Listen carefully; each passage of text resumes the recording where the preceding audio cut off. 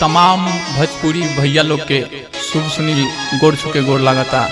आप सभी परदेसी भाई खातिर एगो हम स्पेशल छठ गीत रउआ सबके बीच में भेज रहल बानी।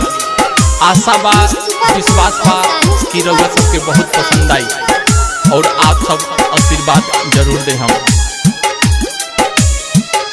माई करी है छठ के परब हम दौरा उठाई, माई करी है छठ के परब हम दौरा उठाई। आवे द कतिक के असो घर हम जाई, आवे द कतिक के असो घर हम जाई। मथवा पे अपना भैया दौरा उठाई, मथवा पे अपना भैया दौरा उठाई। आवे द कतिक के असो घर हम जाई, आवे द कतिक के असो घर हम जाई।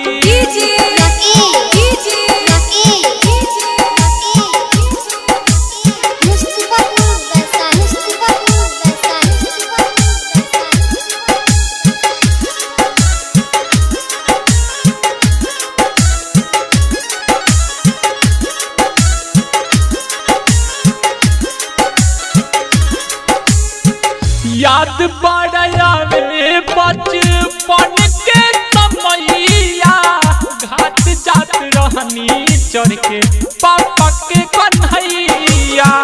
याद बड़ावे बचपन के समैया, घाट जात रहनी चढ़ के पापा के कन्हैया। माई के दुलार बोला कैसे भुलाई, माई के दुलार बोला कैसे भुलाई।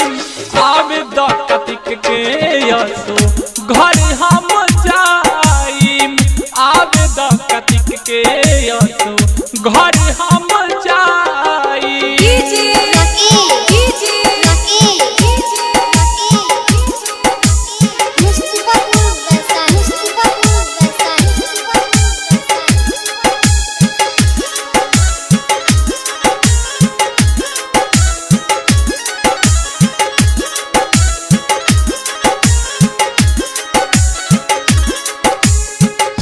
दोस्तन के संगे दुआरा भरती दिवाली में, खारा नाच पहले लकड़ी लैतिया मवानी से।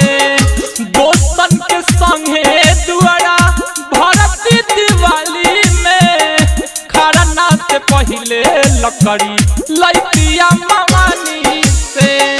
भैया के कहती उखिया हम ले आई, भैया से कहती उखिया हम ले आई। आवे द कतिक के असो घर हम जाई, आवे द कतिक के असो घर हम जाई।